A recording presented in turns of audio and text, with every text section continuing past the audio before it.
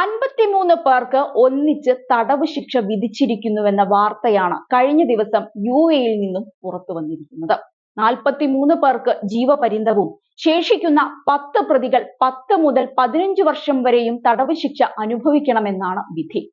തടവ് ശിക്ഷയ്ക്ക് പുറമെ 20 ദശലക്ഷം ദിർഹം പിഴയും ഇവർ അടയ്ക്കണമെന്നും അബുദാബി ഫെഡറൽ അപ്പീൽ കോടതി വ്യക്തമാക്കുന്നുണ്ട്. അതായത് 45 കോടിയിലേറെ ഇന്ത്യൻ രൂപ. രാജ്യത്ത് ആക്രമണം നടത്താൻ ലക്ഷ്യമിട്ട് മുസ്ലിം ബ്രദർഹുഡ് എന്ന സംഘടനയുടെ ഭാഗമായി പ്രവർത്തിച്ചെന്ന കുറ്റത്തിനാണ് 50-ലേറെ പേരെ പിടികൂടിയിരുന്നത്. തീവ്രവാദ സംഘടനയെ സഹായിക്കൽ, കള്ളപ്പണം വെളുപ്പിക്കൽ എന്നീ പ്രവർത്തനങ്ങൾ നടത്തിയെന്ന് കണ്ടെത്തിയ 6 കമ്പനികൾ പൂട്ടിക്കെട്ടാനും അബുദാബി കോടതി ഉത്തരവിട്ടിട്ടുണ്ട്.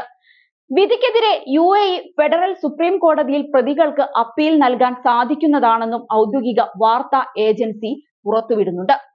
അറബ് ലോകത്തെ ഏറ്റവും പഴക്കമേറിയതും സ്വാധീനമുള്ളതുമായ ഇസ്ലാമിക പ്രസ്ഥാനങ്ങളിലൊന്നായ മുസ്ലിം ബ്രദർഹുഡിന്റെ പ്രാദേശിക ഗ്രൂപ്പായ ജസ്റ്റിസ് ആൻഡ് സിഗ്നിറ്റി കമ്മിറ്റിയിലെ അംഗങ്ങളാണ് ശിക്ഷിക്കപ്പെട്ടവർ. 2014-ൽ തന്നെ ഈ സംഘടനയെ UAE തീവ്രവാദ സംഘടനയായി പ്രഖ്യാപിച്ചിരുന്നു.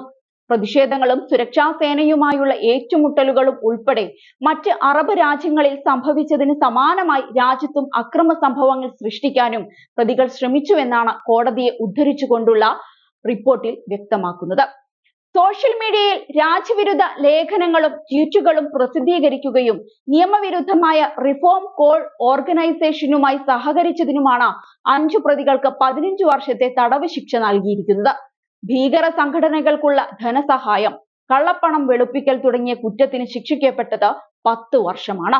റിഫോം കോൾ ഓർഗനൈസേഷനുമായി സഹകരിച്ച് പ്രവർത്തിച്ചതിന് 24 പ്രതികൾക്കെതിരായ ക്രിമിനൽ കേസുകളും കോടതി തള്ളുകയും ഒരു പ്രതിയെ എല്ലാ കുറ്റങ്ങളിൽ നിന്നും വെറുതെ വിടുകയും ചെയ്തിട്ടുണ്ട്.